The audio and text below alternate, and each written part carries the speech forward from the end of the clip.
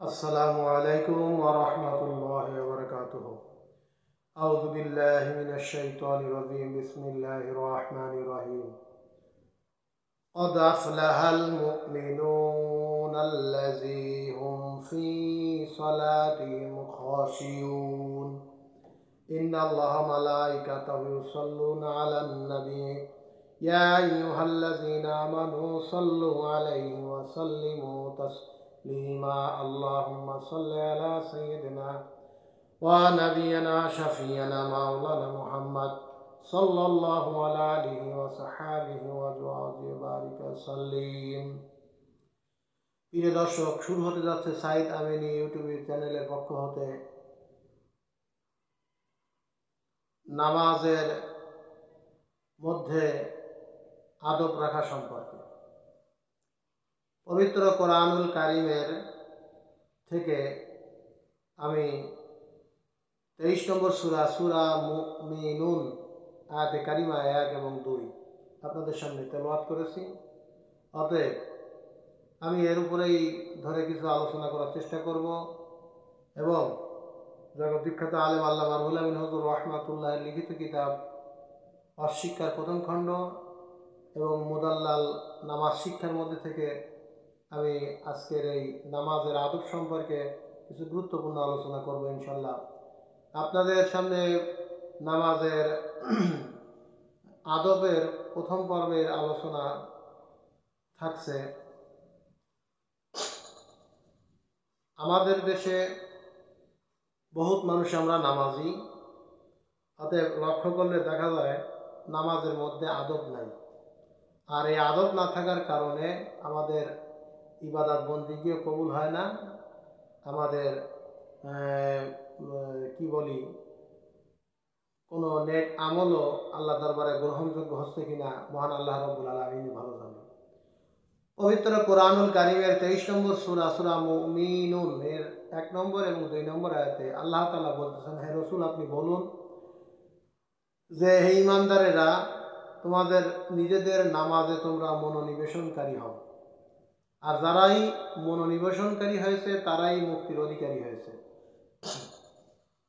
অতএব তারপরে এই ওয়াসিকার প্রথম খণ্ডের 66 পৃষ্ঠার মধ্যে রাসূল করিম সাল্লাল্লাহু আলাইহি ওয়াসাল্লামের একটা হাদিস এখানে আল্লামা রুহুল আমিন হুজুর রাহমাতুল্লাহ এনেছেন। হাদিসটা হচ্ছে এই, নবীজি বলতেছেন, আনতা আবুদাল্লাহ কান্নাকা তারাহু ফাইন লাম তাকুন তারাহু ফাইন্নাহু ইয়ারাক। যে হে মানব জাতি বা জিন জাতি যাই হোক না কেন, আল্লাহ রাব্বুল আলামিন মানব এবং জিনকে তৈরি করেছেন ওয়া খালাকুল জিন্না ওয়াল ইনসা ইল্লা লিয়াবুদুন। অতএব আল্লাহ রাব্বুল আলামিন এখানে বলা হয়েছে যে হাদিসে যে তুমি, নবীজি বলতেছেন, তুমি এমনভাবে আল্লাহ তাআলার ইবাদত করো যেন তুমি তাকে দেখতেছো, আর যদি তুমি তাকে দেখিতে না পাও তবে ধারণা করো যে তিনি তোমাকে দেখতেছেন। প্রিয় দর্শক, এখন আমাদের দেশে যে বর্তমানে আমরা যারা নামাজি আছি, আসলেই কি আমরা এমনভাবে ইবাদত করতে পারি? আর পারি না বিধায় বলেই আজকে আমাদের অবস্থা, আমরা এত নামাজি দিনদার তারপরেও অন্যায় কাজ থেকে আমরা বিরত থাকতে পারি না। আল্লাহ রাব্বুল আলামিন পবিত্র কোরআনুল কারীমের মধ্যে বলতেছেন, ইন্না সালাতা তানহা আনিল ফাহশাই ওয়াল মুনকার। পৃথিবীর সমগ্র ফাহশা কাজ থেকে বিরত রাখে নামাজ।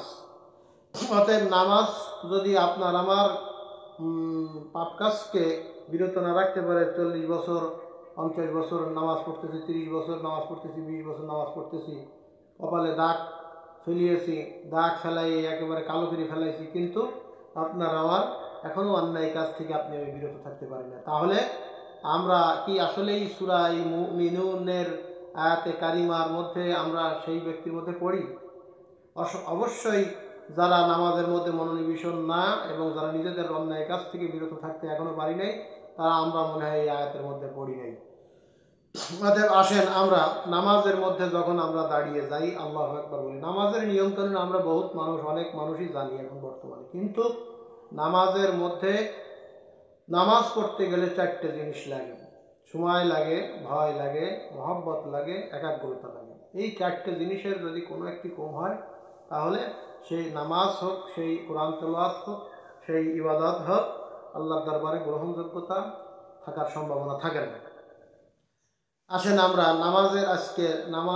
নামাজ নষ্টের কারণ আমরা বহুত মানুষ জানি, কিন্তু নামাজের মধ্যে মাকরুবে তাহারিমা যে কারণগুলো আমরা আমাদের সমাজে বর্তমান সময়ে লক্ষ্য করলে দেখা যায় যে অনেক অহরহ এরকম মুসল্লি মসজিদে ভরি ভরি।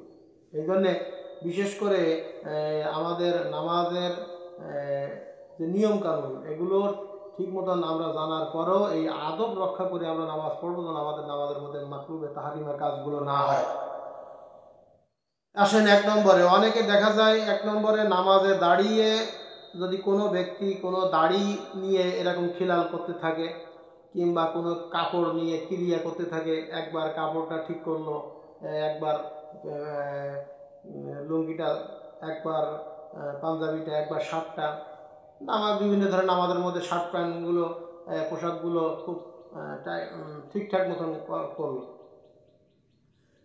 অতএব নামাজে দাঁড়িয়ে যদি এমন করা হয় সে নামাজে মাকরুবে তাহারিমা হয়। 2 নম্বরে আসেন, সেজদায় যাওয়ার সময় আমরা কি করি? আমরা সেজদায় যাওয়ার সময় আমরা অনেকে নামাজে যখন আমরা দাঁড়াই, আমাদের মসজিদের ইমাম অনেক সময় বলে, অনেক সময় মুয়াজ্জিন বলে, অনেক মসজিদেই যে আপনারা কাতার সোজা করেন, টাকটুর উপরে কাপড় পরিধান করেন এবং মোবাইল সেট বন্ধ করুন। আসলে কি আমরা জানার পরেও অনেকে আমাদের টাকনুর নিচে কাপড় পরিধান করে আসি, তারপরে আমরা জানতেছি যে আমার কাপড়টা, কিন্তু তাকবীর বান্ধা হয়ে গেছে, সূরা পড়ে গেছে, তখনও আমি কী করতেছি, আমার কাপড়টা আনতেছি। এটা মাকরুহ। এটা আসলেই আদবের খেলাফ। মহান আল্লাহ রাব্বুল আলামিনের সামনে যখন আমরা দাঁড়িয়ে যাব তখন মনে হবে যে পৃথিবীর সমগ্র ক্ষমতার মালিক একমাত্র পরাক্রমশালী বাদশাহ আল্লাহ রাব্বুল আলামিনের সামনে দাঁড়িয়ে গেছি। ঠিক এমনভাবে আমাদের প্রত্যেকের নামাজ পড়া উচিত, তাহলেই আমরা মনে করি আমাদের নামাজ দ্বারা আমরা ফল পাব।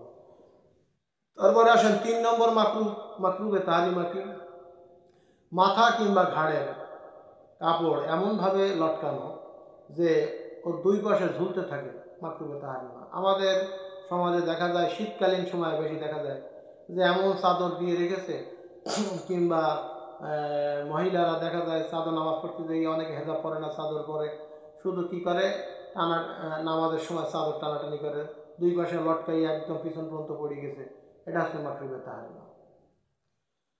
অতএব তারপরে আসেন 4 নম্বর, জামার হাতায় কারো যদি হাত ভাঙ্গা না থাকে তাহলে তার জামার হাতার মধ্যে হাত পুরে দিয়ে কি করা উচিত?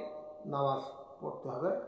আর যদি কোনো ব্যক্তি জামার হাতার মধ্যে হাত প্রবেশ না করিয়ে জামাটা এমনি পড়লো আর হাতাগুলো পিঠের উপরে দিয়ে রাখলো, এইভাবে সে হাত না বের করে জামার মধ্যে হাত দিয়ে, হাতার মধ্যে হাত না দিয়ে সেইভাবে নামাজ পড়লো, এটা মাকরুহে তাহারিমা। 5 নম্বর আসেন, কোনোই পর্যন্ত আমার জামা, ফুল হাতা জামা আছে, পাঞ্জাবি আছে, কিংবা আমার শার্ট আছে, আমি এগুলো বাদ দিয়ে থুয়ে আমি কি করলাম? গেঞ্জি পরে, আমি হাফাতা গেঞ্জি হোক, হাফাতা শার্ট হোক পরে আমি নামাজ পড়লাম। অতএব কিংবা আমি গুটাইয়ে আমি এই কেনুর উপরে আমি এই লম্বা জামাটা উঠাইয়ে আমি নামাজ পড়লাম, এটা মাকরুহে তাহারিমা। আসলে আমরা যদি চিন্তা করি যে মহান আল্লাহ রাব্বুল আলামিনের সামনে আমাদের দাঁড়ানোর আদব কেমন রাখতে হবে সেই পরাক্রমশালী বাদশার সামনে, তাহলে আমার নামাজের মধ্যে কোনো মাকরুহে তাহারিমা হবে না, আর কোনো মাকরুহে তানজিহ হবে না। এগুলো থেকে আপনাকে আমাকে আমি বাঁচিয়ে রাখতে পারবো যদি আল্লাহর সেই ভয়, আল্লাহর মহব্বত থাকে। অতএব আল্লাহর ভয় যদি যদি যদি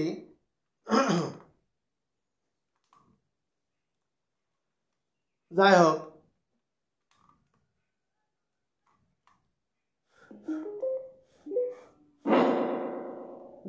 এখন আমার এই আসলে মাইকে ডিস্টার্ব দেওয়ার কারণে এই জন্য আমি একটু অল্প সময় একটু কথা বলতে পারি না, দুঃখিত।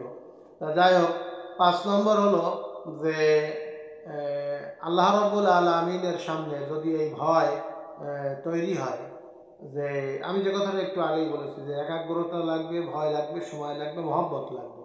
তাহলেই আমরা যখন কোনো আমাদের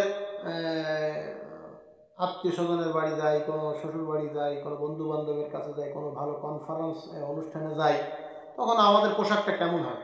কিন্তু আমাদের সমাজে বর্তমান সময়ে নামাজ পড়তে গেলে, আল্লাহর সামনে আসতে গেলে আমাদের ভালো পোশাক আদি থাকার পরেও আমরা কেন এগুলো অবহেলা করে এগুলো আমরা আল্লাহর সামনে ছেঁড়া গোড়া পোশাক পরে আল্লাহর সামনে আমার থাকতেও যদি কোনো ব্যক্তির না থাকে তাহলে নাভির উপরে, পুরুষ মানুষের জন্য নাভির উপরে হাঁটুর নিচে কাপড় থাকলে না তার নামাজ সই হয়ে যাবে। আর একটা মহিলার জন্য হাত বাইর করা, মুখমণ্ডল বাইর করা, পা দ্বারা সমগ্র অঙ্গ প্রত্যঙ্গ তার জন্য ঢাকা বাধ্যতামূলক। অতএব আমরা কেন এগুলো জানার পরে করি, আসলেই এটা আমাদের বদ খাসলাতে পরিবর্তন হয়েছে।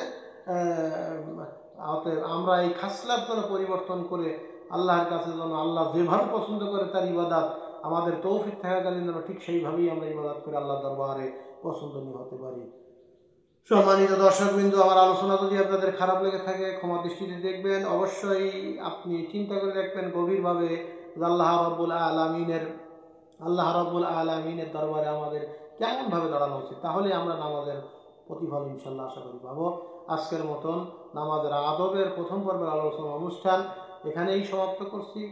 আগামী দ্বিতীয় পর্বের আলোচনা অনুষ্ঠান দেখার জন্য আপনাদের আমন্ত্রণ রইল। আসসালামু আলাইকুম ওয়া রাহমাতুল্লাহি ওয়া বারাকাতুহু।